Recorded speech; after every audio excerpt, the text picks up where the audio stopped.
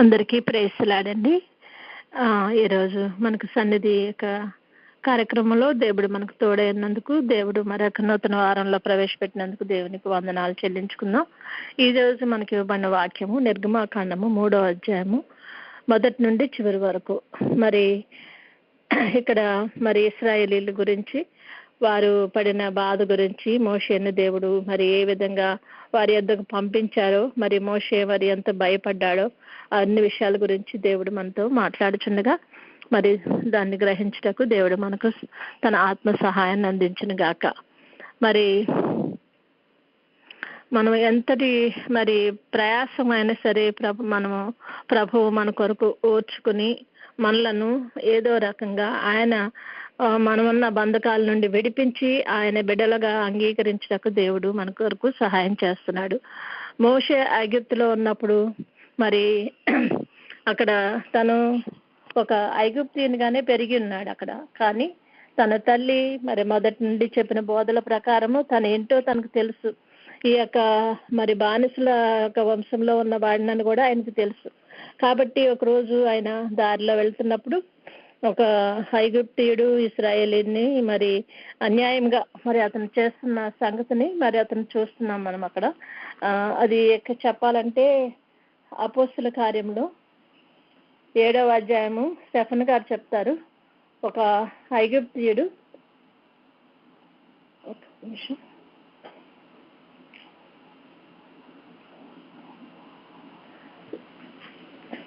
మరి స్టెఫెన్ గారు అంటారు, అప్పుడు దేవుడు మరి అక్కడ ఆయనకు సహాయం చేయాలని చూశాడు. ఒకడు అన్యాయంగా మరి ఒక ఇశ్రాయేలీయుడు ఒక అన్యాయంగా శ్రమను అనుభవిస్తున్నాడంట. అందుకని తను అనుకున్నాడు, నా ద్వారా దేవుడి వీళ్ళకి రక్షణ దయచేస్తాడు అనే సంగతిని వాళ్ళు గ్రహిస్తారన్న ఉద్దేశంతో అతను ఏం చేశాడు, ఆ ఐగుప్తీయుడిని చంపి, అన్యాయం చేస్తున్న ఐగుప్తీయుడిని చంపి ఇశ్రాయేలీలను రక్షించాడు. మరి మోషే గారు అనుకున్నాడు, నా వల్ల వీళ్ళకి మంచి జరుగుతుంది, దేవుడు ఏదో మంచి చేస్తాడు వీళ్ళని అనేసి తను అనుకున్నాడు. కానీ తన సొంత శక్తి ద్వారా తను అది చేయాలనుకున్నాడు.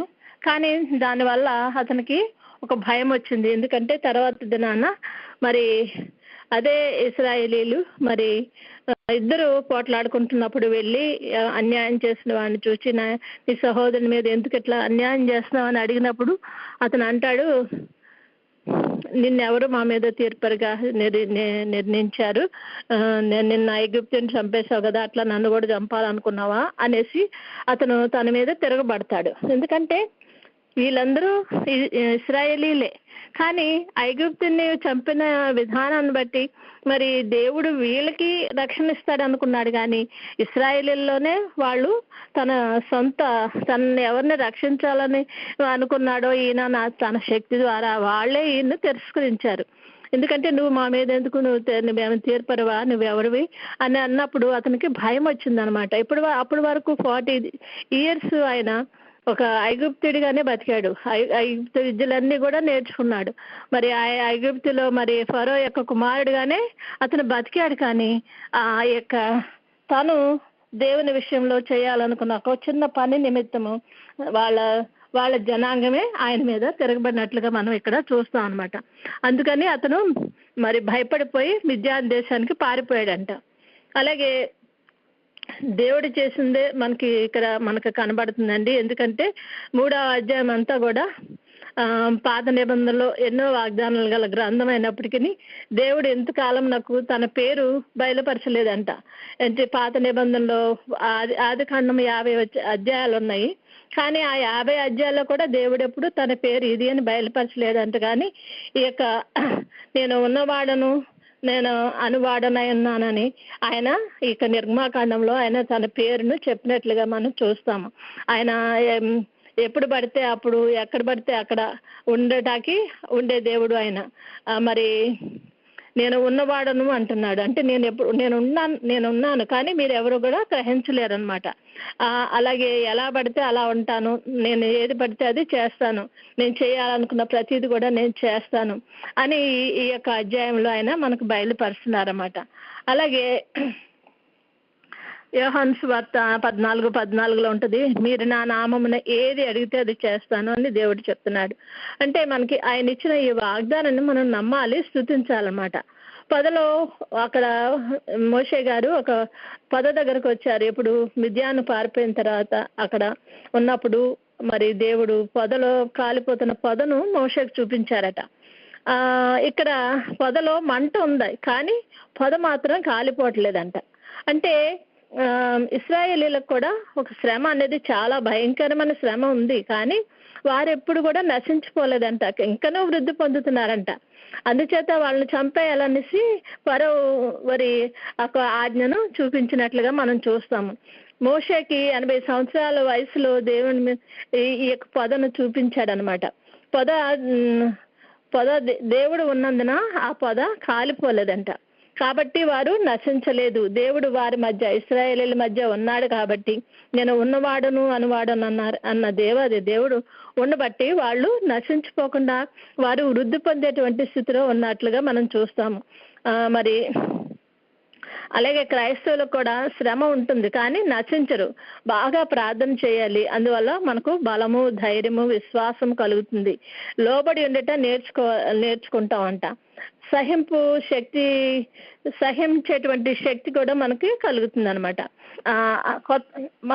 మనం ఇప్పటి వరకు ఉన్న క్రైస్తత్వం కాకుండా మనము దేవుని మీద ఆధారపడి దేవుని మీద ఉన్నట్లయితే మనకు కొత్త క్రైస్తవులంగా మనము నిరూపింపబడతాం. ఎందుకంటే మనం ఇప్పుడు మోషే మొన్నటి వరకు పిరికితనంతో ఉన్నాడు, కానీ దేవుడు ఎప్పుడైతే ఆయన దర్శనం వచ్చిందో తర్వాత ఆయనకు ఒక శక్తి ఇచ్చాడు, దేవుడు బలాన్ని ఇచ్చాడు, ధైర్యాన్ని ఇచ్చాడు.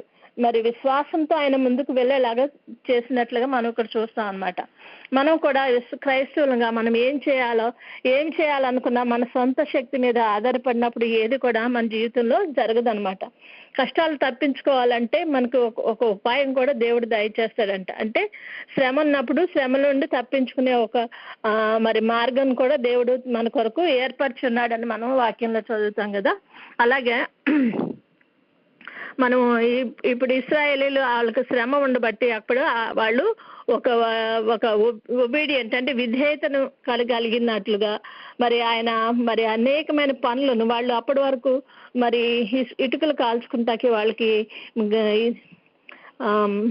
గడ్డిని ఇచ్చిన అక్కడ ఎగిప్తులు ఇవ్వనప్పుడు వాళ్ళు ఏం చేశారు, వాళ్ళే దాన్ని సంపాదించుకుని ఇటుకలను సరైన సమయంలో మరి ఇవ్వగలిగినటువంటి ప్రావీణ్యతకు వారిని దేవుడు మలుచుకున్నాడు అనమాట. అంటే మీరు దేనికి పనికిరారని ఎవరైతే అనుకుంటారో క్రైస్తవులు మీరు దేనికి పనికిరారని అనుకున్నప్పుడు దేవుడు ఆ కష్టంలోనే మనకు ఇవన్నీ కూడా నేర్పిస్తున్నట్లుగా మనము చూడొచ్చు అనమాట. మరి అగ్ని కనిపించింది, కానీ సమీపంనకు వెళ్ళినప్పుడు మాత్రమే ఆయన దేవుని స్వరాన్ని విన్నాడంట.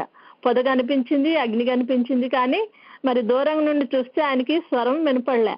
అలాగే ఇశ్రాయేలీల దగ్గర మరి ఆయన ఆ యొక్క పద సమీపమునకు వెళ్ళినప్పుడు మోషే గారు ఆయనకు దేవుని స్వరాన్ని వినిగేటువంటి గొప్ప శక్తి కూడా మరి కలిగిందనమాట, గొప్ప మరి భాగ్యాన్ని కలిగిందనమాట అని మనం వినొచ్చు అనమాట. మనం కూడా మనం ప్రతిదినము సన్నిధి చేసుకుంటాకి మనం వస్తున్నాము. ప్రతిదినము మరి ఇక్కడ జరుగుతున్నటువంటి ప్రతి కార్యక్రమాన్ని వింటాకు వింటున్నాము, వెళ్ళిపోతున్నాము, వాక్యాన్ని నేర్చుకుంటున్నాము. కానీ మనం దేవుని స్వరాన్ని మనం వినాలనుకున్నప్పుడు ఖచ్చితంగా మనము సన్నిధి అనే దాన్ని మనం ఒక క్రమంగా మన జీవితంలో అలవర్చుకోవాల్సినటువంటి వారమై ఉన్నాము. ఆ సన్నిధిలో ఉన్నప్పుడు అంటే ప్రభు సమీపానికి మనం వచ్చినప్పుడు ఆయన స్వరాన్ని వినగలిగేటువంటి శక్తిని కూడా మనము పొందుకుంటాం అన్నమాట. శ్రమలు కనిపిస్తున్నాయి, నిజంగా శ్రమల మధ్య దేవుడు వారి మధ్య ఉన్నాడు అనే సంగతిని మనం ఇప్పుడు గ్రహిస్తాం అన్నమాట. మన ప్రార్థనలు వినబడినట్లు కనపడలేదు అనుకోండి. మనం ప్రార్థన చేస్తున్నాం ప్రతిదినము, మనకు శ్రమలు వస్తున్నాయి, కానీ ప్రార్థన చేసినా కూడా దేవుడు ఏమి వింటున్నట్లు ఏం కనపడలేదు. ఆయన నిజంగా మన ప్రక్కన ఉండి మన మొర ఆలకించే దేవుడు, కానీ మన చేత ప్రార్థన చేయించటానికి మనలను మన ఈ యొక్క విషయంలో మరి తర్బీదు పొందేటట్లుగా అంటే ఆయన స్వరాన్ని వినటకు మనల్ని తరబేతి చేసే విధంగా దేవుడు ఒక్కోసారి మన ప్రార్థన విన్నప్పటికీ దానికి ఇమీడియట్ గా ఆన్సర్ ఇవ్వడానికి కూడా మనం చాలాసార్లు నేర్చుకున్నాం. ఎందుకంటే మరి పరీక్ష సమయంలో ఆయన మౌనంగా ఉంటాడని. పరీక్ష సమయం అంటే మన యొక్క శక్తి సామర్థ్యాలు ఎంతో అక్కడ ఆ పరీక్షలో మనం చూపిస్తాం అనమాట. మనకు శ్రమ వచ్చినప్పుడే మనం దేవుని మీద ఎంత ఆధారపడ్డామో, దేవుడు ఏ విధంగా మన జీవితంలో కార్యం చేశాడో అనేది మనం కూడా నేర్చుకుంటాము.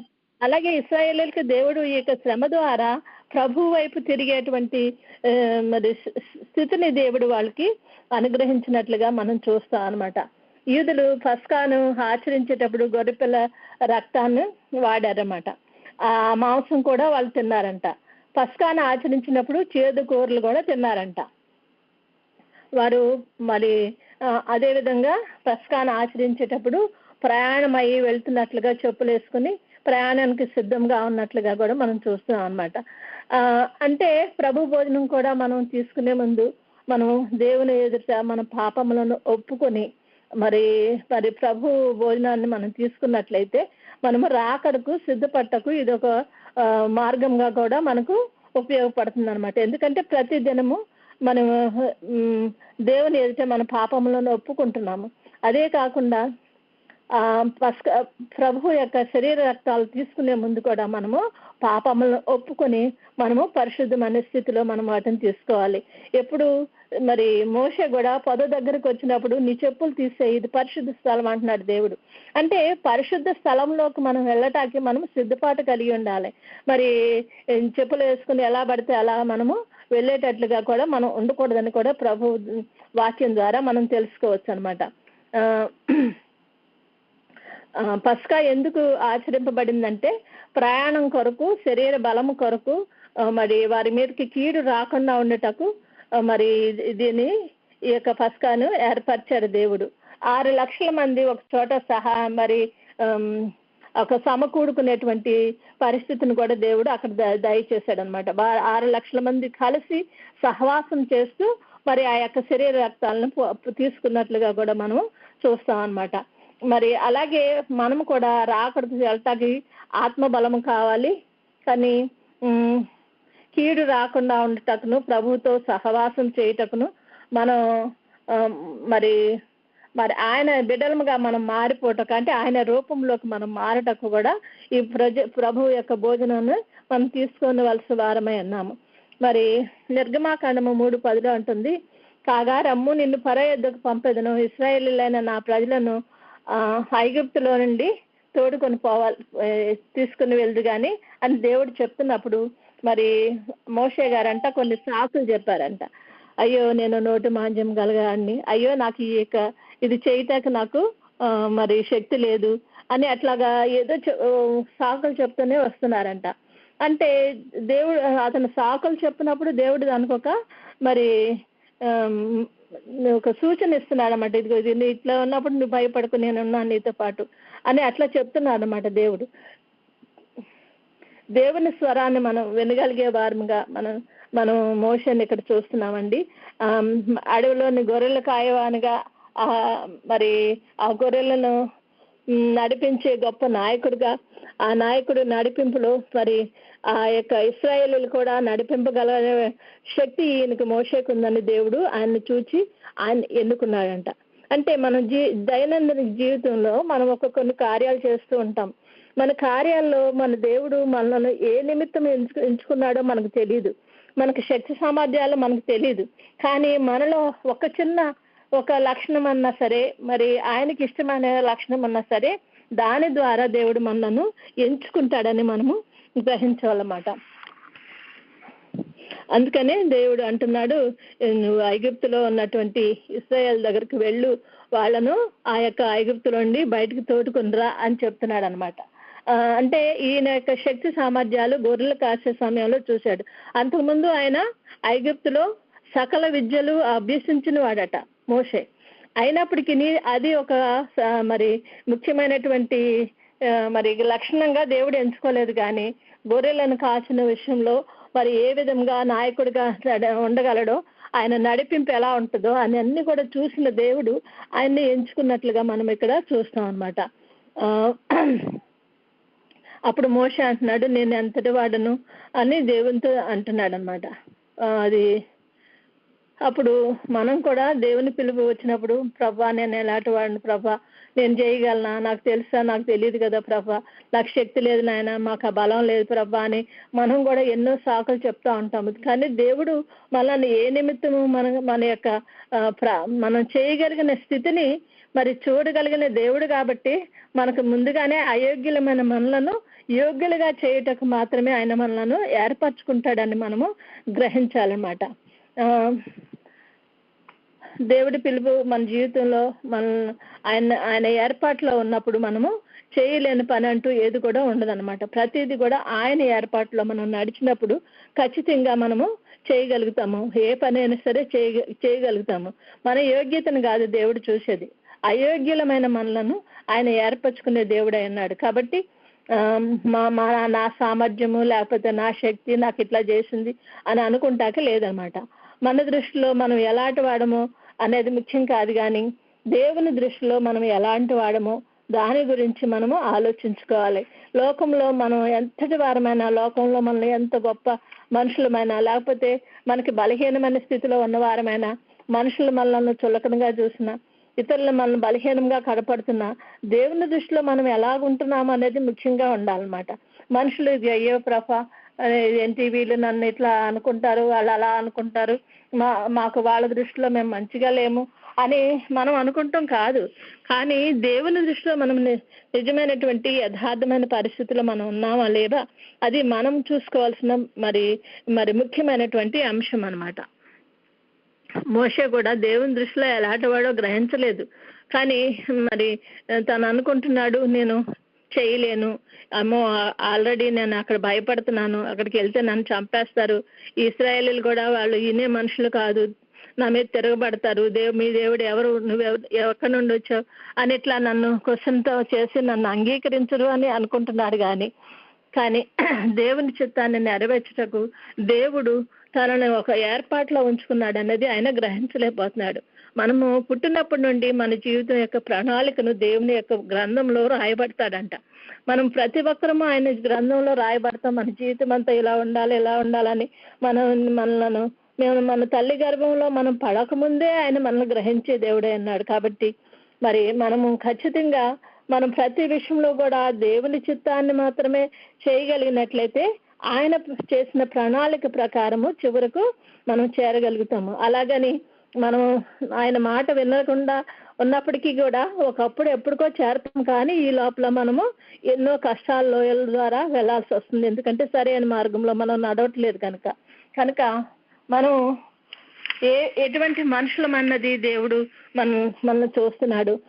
మనం చేసినటువంటి మనం వేస్తున్న ప్రతి ఒక్క అడుగును, మనం చేస్తున్న ప్రతి ఒక్క ఆలోచనను మన దేవుడు ఎరిగి ఉన్నాడు. కనుక ఆయన మనలను సరైన దారిలో నడిపిస్తాడని మనం ఎప్పుడైతే ఆయనకు సంపూర్ణంగా సమర్పించుకుంటామో అప్పుడు చేయి విడువక మనలను పట్టుకునే దేవుడే అన్నాడు. ఇక్కడ 12వ అధ్యాయంలో అంటున్నాడు దేవుడు, నేను నీకు తోడై ఉన్నాను కనుక ఆ ప్రజలను తోడుకొని వచ్చిన తర్వాత మీరు ఈ పర్వతం మీద దేవుని సేవిస్తారు అంటున్నాడు. అంటే దేవుడు ముందుగానే ప్రణాళిక వేసేస్తున్నాడు. నువ్వు వెళ్తావు, అక్కడికి వెళ్ళి వాళ్ళని తీసుకొచ్చిన తర్వాత ఈ యొక్క పర్వతం మీద మీరు అందరూ దేవుణ్ణి సేవిస్తారు అంటున్నాడు. దేవుడు మనతో పాటు నిత్యము ఉంటానని వాగ్దానం చేసిన వాడు. ఇమానుయేల్ అని పేరుతో మన ఈ లోకానికి వచ్చిన దేవాది దేవుడు మన దేవుడు. కనుక మన సొంత జ్ఞానం మీద, శక్తి మీద ఆధారపడినప్పుడు మనం సరైన పద్ధతిలో నడవలేని పరిస్థితిలో ఉంటాం. కానీ మరి అదే ఆయన యొక్క చిత్తానికి మనం విధేయులమై ఆయన మీద ఆధారపడినప్పుడు అది ఎటువంటి కష్టపు లోయల్లో మనం వెళ్తున్నా కూడా మనం చేరవలసిన గమ్యానికి క్షేమంగా చేర్చే దేవుడు. ఎందుకంటే మనల్ని ఎత్తుకుని నడిపించే దేవుడు మన దేవుడు. కనుక ఆయన మీద మనం ఆధారపడి ఆయన నమ్ముకొని ఎంతటి వారమైనా సరే మనం ఆయన చేతిలో బలమైన ఆయుధంగా మనం వాడబడతాం అనమాట. ఆయనకు ఇష్టమైన సాధనాలుగా మనం వాడబడతాం ఎప్పుడైతే మనం ఆయన మీద ఆధారపడినప్పుడు, ఆయనకు మనం సమర్పించుకున్నప్పుడు. కనుక మన శక్తి మీద కాకుండా ఆయన శక్తి మీద ఆధారపడి ఆయన సన్నిధిలో మనం నిలిచినట్లయితే ఆయన వశంలో నిలబడగలము. ఎందుకంటే ఆయన వశంలో మనం ఉండాలంటే ఖచ్చితంగా మనల్ని మనము ఆయనకు సమర్పించుకోవాలి. ఆయన వశంలోనికి వచ్చినప్పుడే మనం ఏ విధంగా నడిపించాలో, ఏ విధంగా మన జీవితాన్ని మరి ప్లాన్ చేయాలో అదంతా కూడా ప్రభు మరి తన ఇష్టానుసారంగా చేస్తాడనమాట. కనుక ఇశ్రాయేల్ యుద్ధకు వెళ్ళి మరి మీ పితరుల దేవుడు నన్ను పంపాడని వారితో చెప్పు ఆయన అని అన్నప్పుడు అని చెప్తున్నాడు అన్నమాట ప్రభు.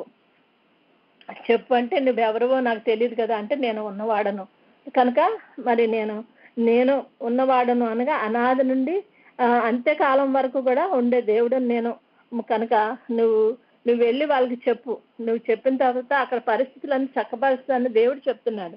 నిజమే.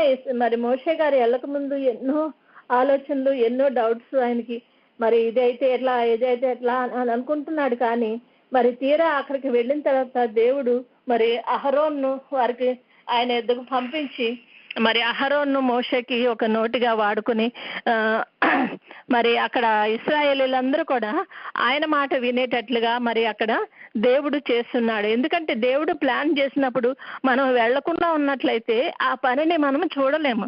మనం ఎప్పుడైతే దేవుని యొక్క ఆలోచన చొప్పున మనం నడుస్తామో అప్పుడు ప్రభు యొక్క మరి కార్యం అంతా కూడా మన జీవితంలో చూస్తాము. చాలాసార్లు మనం అనుకుంటాము, ప్రభు ఇది నేను చేయలేను కానీ నువ్వు నాకు దీని నుండి నాకు విడుదల చేయి అంటా ఉంటాం, ఈ బాధలను తీసేసే అంటా ఉంటాం. దాన్ని ఎందుకు ఆ బాధలో మనం వెళ్తున్నాం అన్నది మనకు తెలియదు. కానీ ఆ యొక్క లోయలో ఉండి మనం వెళ్ళినప్పుడు, మనం ప్రభు మీద ఆధారపడి వెళ్ళినప్పుడు దానివల్ల మనకు హాని రాకుండా దేవుడు మనల్ని సురక్షితంగా చేరవలసిన గమ్యానికి చేరుస్తాడు. కనుక ఈ యొక్క అధ్యాయం ద్వారా మనం నేర్చుకోవాల్సింది ఏంటంటే దేవుడు మనకు తోడుగా ఉన్నాడు. ఆయన ఉన్నవాడను అనువాడను అన్న దేవుడు అన్నాడు. ఆయన అనుకున్నప్పుడు ఖచ్చితంగా ప్రతిది కూడా మనకు సాధ్యమయ్యేలాగా చేస్తాడు. ఎందుకంటే మనము ఆయనకు విధేయత చూపుతున్నాం కాబట్టి, ఆయన చిత్తాన్ని నెరవేర్చే స్థితిలోకి మనం వస్తున్నాం కాబట్టి అట్టి స్థితికి దేవుడు మనలను నడిపిస్తాడు. అలాగే మరి ఏర్పాటు ప్రజలైన ఇశ్రాయేలీలాగా అగ్ని వంటి శ్రమల మధ్య కాలిపోకుండా కాపాడబడే ధన్యతను, ఆయన శరీర రక్త బలముల వలన వచ్చే మహిమను, మరి మేఘమెక్కే అంతస్తును ప్రభు మనందరికీ దయచేయను గాక. గాడ్ బ్లెస్ యు ఆల్ అండి. Have a blessed day. Praise the lord.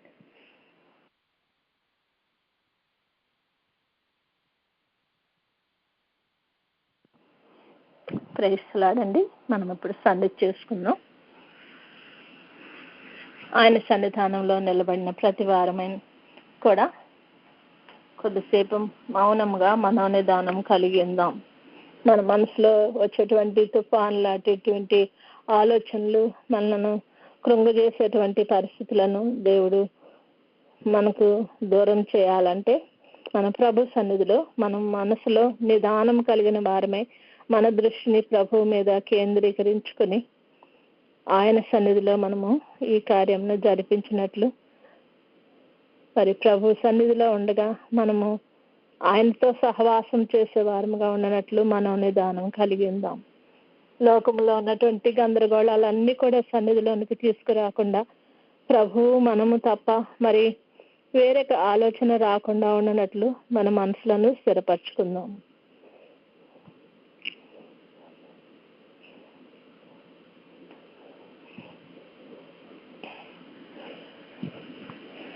మనోనిదానం కలిగిన మనము ప్రభు సన్నిధిలో మన పాపములను ఒప్పుకుందాం.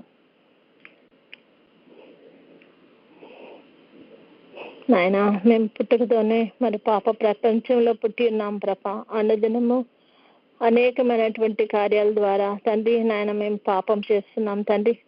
మా నడకలో పడకలో ప్రభా నా తండ్రి, తలంపులలో, చూపులలో, వినికిడిలో నాయన మేము చేసే ప్రతి పాపమును ప్రభా నాయన ఇదిగో నీ సన్నిధిలో ఒప్పుకుంటున్నామయ్యా. మమ్మలను కడగండి ప్రభా. మమ్మలను ప్రభా నాయన క్షమించి నా ప్రభా నీ రక్తంతో మమ్మలను కడిగి నాయన మమ్మల్ని పవిత్రులుగా చేసుకొని ఆయన నీ రాకడలు ఎత్తబడగలిగే గొప్ప భాగ్యాన్ని ప్రభా మేము కలిగి ఉండాలంటే నాయన నీ రూపంలోకి మేము మారవలసి ఉన్నది. కనుక నా ప్రభా నాయన ఇదిగో తండ్రి మా పాపములను ఒప్పుకుంటున్నామయ్యా. నీ యొక్క మరి తండ్రి నాయన పెండ్లి కుమార్తెగా మేము సిద్ధపడాలంటే నా ప్రభా నాయన పెండ్లి రూపంలోకి మేము రావాలంటే నా ప్రభా ఈ శ్రమల లోయల గుండా మేము పయనించినప్పుడు ప్రభా మేము కేవలము నీ మీద ఆనుకుని ముందుకు సాగినట్లు కృప చూపండి ప్రభా అని ప్రభుని వేడుకుందాం.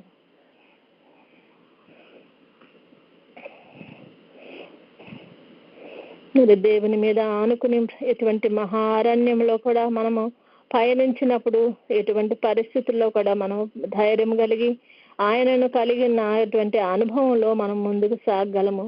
మన శక్తి బలాలను పొందగలము. విశ్వాసంతో ముందుకు సాగగలము. మన జీవిత ప్రయాణంలో మనం ముందుకు సాగవలసిన వారమే కానీ ఈ యొక్క శ్రమల ద్వారా మనం వెనకకు లాగబడే వారంగా వండుకున్నట్లు దేవుడి శక్తి బలాలని మనకు ప్రసాదించాలని ప్రభు సన్నిధిలో ప్రతి విధమైన పాపమును కడిగి వేయమని ప్రభు సన్నిధిలో వేడుకుందాం.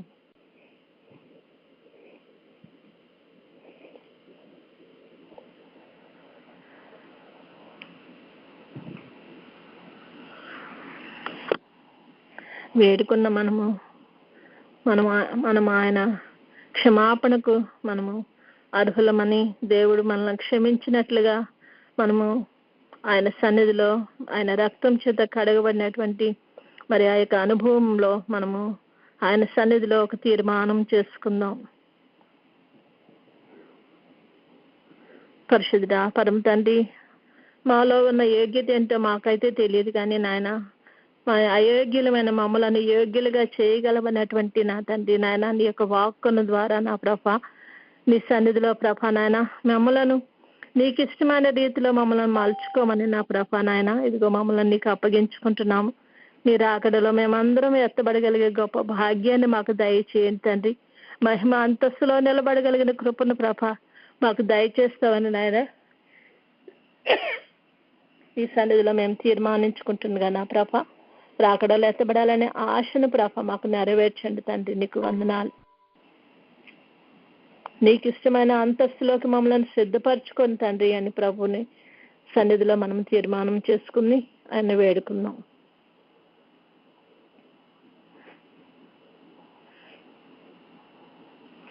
తీర్మానం చేసుకున్న మనము మన సొంత శక్తితో మన సొంత బలంతో ఏది చేయలేం కానీ ప్రభు యొక్క ఆదరణ వలన ప్రభు యొక్క మరి ఆశీర్వాదం వలన ఆయన మనల్ని చేపట్టుకుని నడిపించే విధంగా మనల్ని మనము ఆయనకు సమర్పించుకుందాము.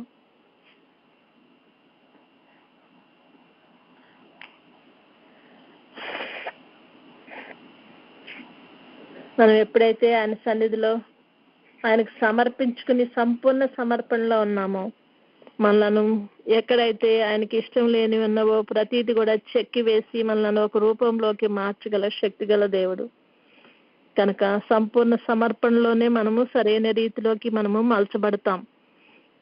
దేవుడు తన చిత్తానుసారముగా మనలను తనకు యజమానుడు వాడుకుంటకు అర్హమైన పాత్రలుగా మనలను చేసుకోగల శక్తి గలవాడు కనుక ప్రభుకి మనల్ని మనము సంపూర్ణంగా సమర్పించుకుందాం.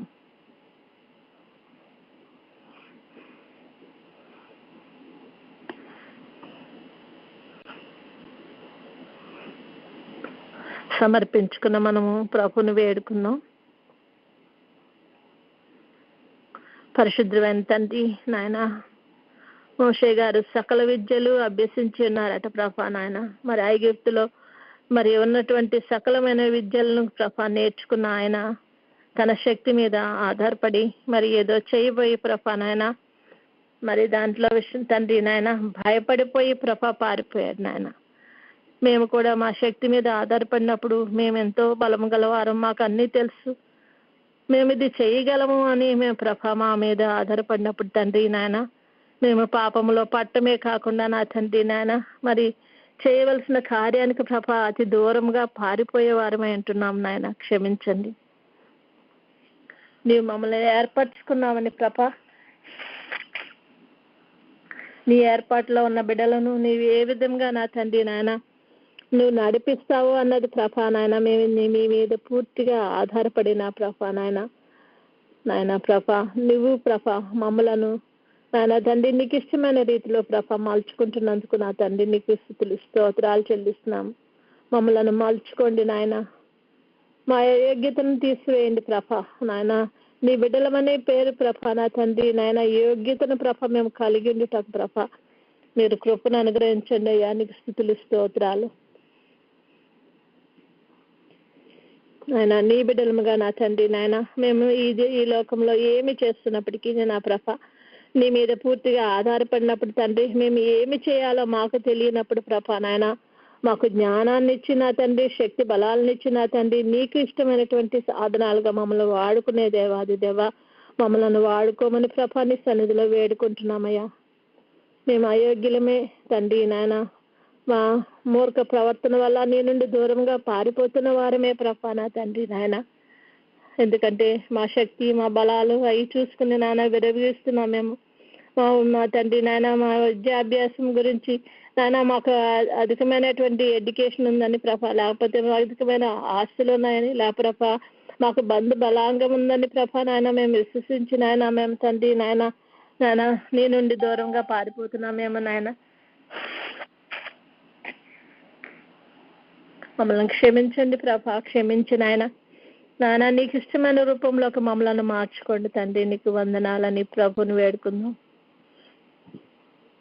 ఆయనకి ఇష్టమైన రూపంలోకి మనం మారినప్పుడు మన ప్రయాణం కూడా మనం ఎంతో సుదీర్ఘమైన ప్రయాణమైన మరి అటువంటి ప్రయాణాన్ని నిమిషాల్లో దేవుడు చేర్చగలిగిన శక్తి గల దేవుడు మన దేవుడు. కాలాలు సమయాలు ఆయన స్వాధీనంలో ఉన్నాయి కనుక ప్రభుని వేడుకుందాం నాయన. నీ చిత్తానుసారమైన బిడ్డలముగా నా తండ్రి మేము నడుచుకున్నట్లు మీరు సహాయం దయచేయండి. మోషే ప్రభా నా తండ్రి నాయన దూరంగా ఉన్నప్పుడు ప్రభా నాయన మరి మరలా అక్కడికి వెళ్ళటానికి ఎంతో భయపడ్డాడు, కానీ ప్రభా నాయన నీ యొక్క కృపను బట్టి నా ప్రభా బిడ్డ మరలా అక్కడికి వెళ్ళగలిగాడు ప్రభా నా తండ్రి. నీ చిత్తాన్ని చేయగలిగాడు ప్రభా. నీ చేసింది నువ్వే కానీ ప్రభా బిడ్డను నువ్వు అక్కడ నిలబెట్టుకున్నావు నాయన. మేము కూడా నా తండ్రి నాయన అయోగ్యులము, శక్తి లేని వారము, బలం లేని వారం అయినప్పటికీ నాయన నీ చిత్తానికి మేము లోబడినప్పుడు ప్రభా నాయన ప్రభ మమ్మల్ని నిలబెట్టి సమస్తమైనటువంటి గొప్ప కార్యాలు చేయగలిగిన శక్తి గలవాడు నీవు ప్రభా. నీకు వందనాలయ్యా. అటువంటి శక్తిలోనికి ప్రభా మేము నడిపింపబడినట్లు ప్రభా మమ్మలను ప్రభా నీ చిత్తానుసారమైన బిడ్డలుగా నా తండ్రి నడిపించుకోండి ప్రభా అని ప్రభుని వేడుకుందాం. మేమే కాదు నాయన, మా బిడ్డలు, మా కుటుంబాలు ఎవరు కూడా ప్రభా నా తండ్రి ఈ లోకంలో నశించిపోకుండానట్లు ప్రభా, ఈ 7 ఏళ్ల శ్రమలో ప్రభా మేము నా తండ్రి నాయన నలిగిపోకుండానట్లు ప్రభా నాయన నా తండ్రి రాకడలో ఎత్తబడి నీ పెండ్లి విందులో పాల్గొని నా ప్రభా నీతో సహవాసం చేయగలిగిన స్థితిలోకి ప్రభా నాయన మేము మారినట్లు మాకు సహాయం దయచేయండి తండ్రి. ఈ సన్నిధి అనుభవాన్ని మేము ప్రభా నా తండ్రి మా జీవితంలో నా తండ్రి నాయన మేము కలిగి ఉన్నట్లు ప్రభా నీ కృపను అనుగ్రహించండి అయ్యా. నీ సన్నిధిలో ఉంటే నీ స్వరాన్ని వినగలము, నిన్ను కన్నులారా చూడగలము ప్రభా నాయన. కనికరించండి, సహాయం దయచేయండి ప్రభా. నీకు వందనాలు.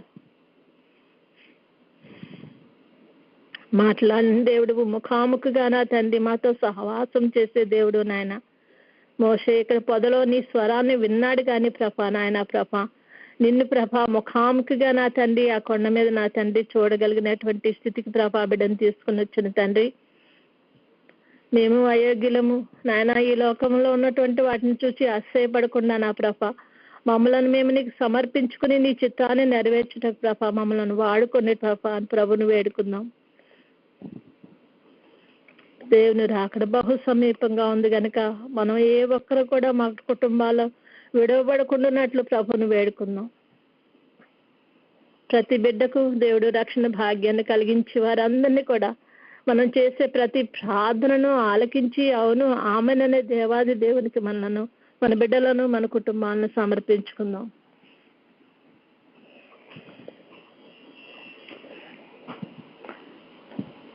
దేవునికి సమర్పించుకున్న మనం దేవుని స్తుతించుకుందాం. నాయన మా యొక్క నూతన మాసంలో నూతన వారంలో మమ్మల్ని ప్రవేశపెట్టిన దేవాది దేవానికి స్తుతులు స్తోత్రాలయ్యా. నీ సన్నిధిలో సజీవ లెక్కలో నిలబడే యోగ్యతను మాకు దయచేసిన తండ్రి నీకు వందనాలయ్యా. మా జీవితం గురించి నీవు చేసిన ప్రణాళికకు నీకు వందనాలు, స్తుతులు స్తోత్రాలయ్యా. మేము కూడా నీకు విధేయులమైన నీవు ఇచ్చేటువంటి ప్రతి విధమైన దేవుని పొందగలిగే యోగ్యతను మాకు ప్రభా దయచేయటకు నువ్వు చేస్తున్న ప్రతి ప్రయత్నానికే నీకు వందనాలు, స్తుతులు స్తోత్రాలు నాయన.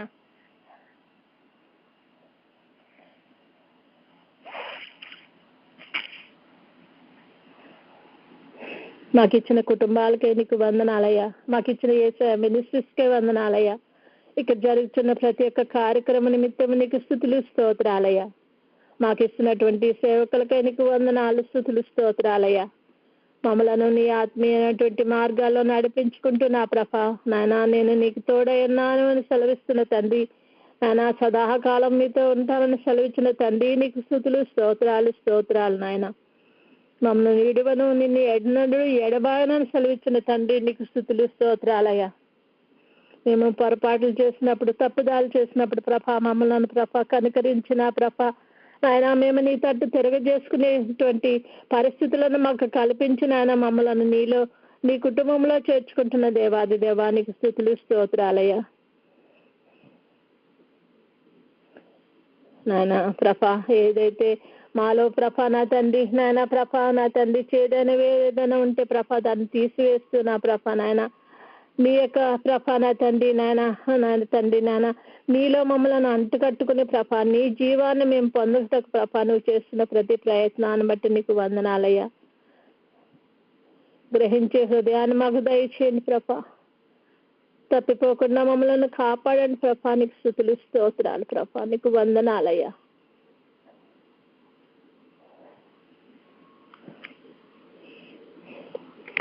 మా ఎడల మా కుటుంబాల ఎడల నీకున్న గొప్ప అత్యంతమైనటువంటి ప్రేమ, కృప, కనికరాలను బట్టి నీకు స్తుతులు, స్తోత్రాలు చెల్లిస్తున్నామయ్యా. ఎక్కడో ఉన్నటువంటి మమ్మలను తీసుకొచ్చి ఈ దేశంలో నాటి నా ప్రభ నాయన అనేకమైనటువంటి పరిస్థితుల నుండి మమ్మల్ని తప్పిస్తూ నా ప్రభ ప్రతి విషయంలోనూ అడుగునా మాతో ఉండి నన్ను మమ్మలను ప్రభ నీ బిడలముగా నా తండ్రిని ఏర్పరచుకున్న విధానాన్ని బట్టి నీకు స్తుతులు, స్తోత్రాలయ్యా.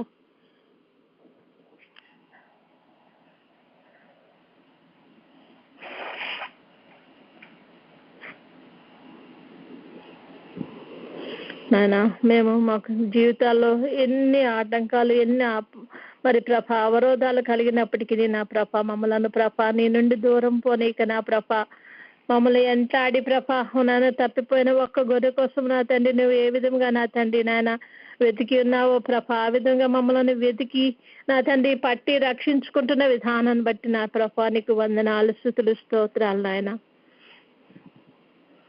నీ సన్నిధి భాగ్యాన్ని మాకు అనుగ్రహిస్తున్నందుకు నీకు వందనాలయ్యా. మా కుటుంబాలను రక్షించండి ప్రభా నీకు స్తుతులు, స్తోత్రాలు నాయన.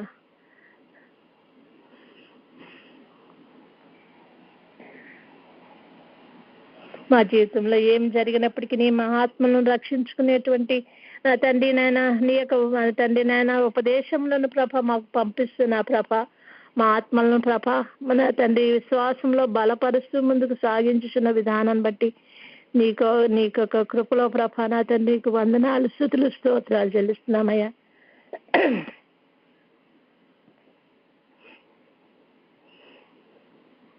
నీలో నీ సన్నిధిలో ఉన్న ఒక గొప్ప భాగ్యాన్ని మేము కూడా రుచి చూడగలుగుటకు నా మాకు అనుగ్రహిస్తున్న ధన్యతను బట్టి నీకు స్తుతులు, స్తోత్రాలు నాయన.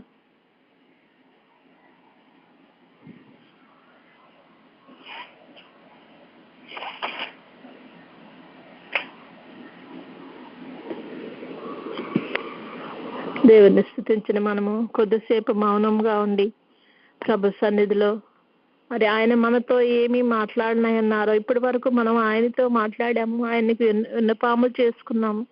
కానీ ఇప్పుడు ఆయన మనతో ఏమి మాట్లాడినాయన్నారో వినుటకు మన చెవులను మరి సిద్ధం చేసుకుని ఆయన తట్టు మన నేత్రాలను ఆత్మీయ నేత్రాలను ఆయన తట్టు చూచుచు కొద్దిసేపు మౌనముగా ఉండి ప్రభు మనతో మాట్లాడే పర్యంతము ఆయన సన్నిధానానికి దగ్గరకు వచ్చిన మనము ఆయన స్వరాన్ని వినగలిగే స్థితిని దేవుడు దయచేయనట్లు కొద్దిసేపు మౌనంగా ఉందాం. ప్రభు నాకు కనపడండి, నాతో మాట్లాడండి, దేవా అందరికీ కనపడండి, అందరితో మాట్లాడండి అని ప్రార్థించుకుందాం.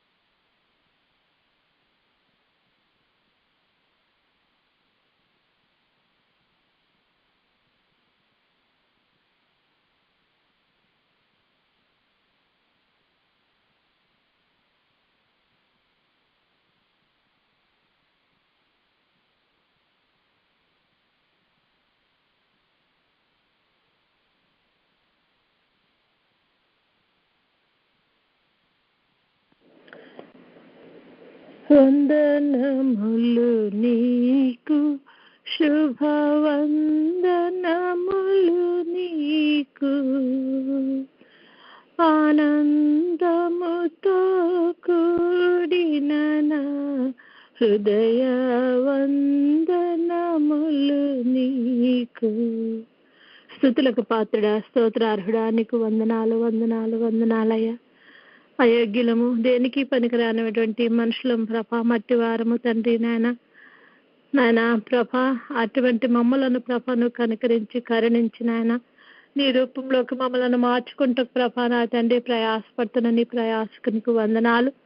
పరిశుద్ర, ఈ దినమును మేము నేర్చుకున్నట్లుగా నా ప్రభ మా శక్తి చేత కాదు, మా బలం చేత కాదు నాయన ప్రభ నా తండ్రి నాయన, మాకు ఈ లోకంలో ఉన్న దేని చేతను కూడా కాదు కానీ ప్రభ నీ దృష్టిలో మమ్మల్ని ఏ విధంగా నడిపించాలనుకున్నావో నా తండ్రి ఆ విధంగా నడవగలుగుటకు నా తండ్రి మమ్మల్ని అందరినీ నువ్వు ఏర్పరచుకుని నా ప్రభ నా తండ్రి నీ సన్నిధిలో నీ కృపలో మమ్మల్ని భద్రపరుచున్న విధానాన్ని బట్టి నీకు వందనాలు.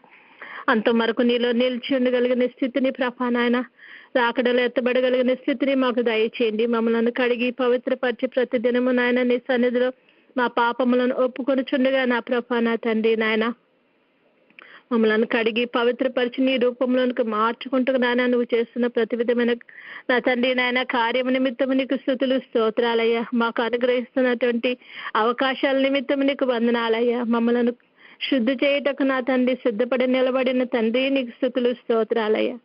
నీ రూపంలోకి మారు వరకు నా ప్రభ మమ్మల్ని విడిచిపెట్టొద్దు నాయన. మమ్మల్ని ప్రభ నీ కృపలో భద్రపరిచి నా తండ్రి ఈ లోకానికి దూరంగా నా ప్రభ నీకు సమీపంగా నాయన ఉండి నాయన నీ స్వరాన్ని వింటూ నీ యొక్క నా తండ్రి నాయన రూపాన్ని చూడగలిగిన స్థితికి నాయన ప్రభ మమ్మల్ని అందరినీ కూడా ప్రభ నువ్వు నడిపించమని మరి ఒకసారి నాయన మమ్మలను మా కుటుంబాలను ప్రభ నా తండ్రి నాయన మా బిడ్డలను మా బంధువులను ప్రభ నా స్నేహితులను ప్రభ నాయన ప్రతి వారిని కూడా నాయన నీ కృప ఆస్థలకు అప్పగించుండగా నాయన ప్రభ నీ ఏర్పాట్లో మమ్మల్ని స్థిరపరచుకొని బలపరుచుకొని అంతవరకు నీలో నిలిచి ఉండగలిగే గొప్ప కృపను తరుణాన్ని మాకు దయచేయమని యేసయ్య అతి శ్రేష్టమైన నామంలో అడిగి పొందుకొని ఉన్నాం తండ్రి.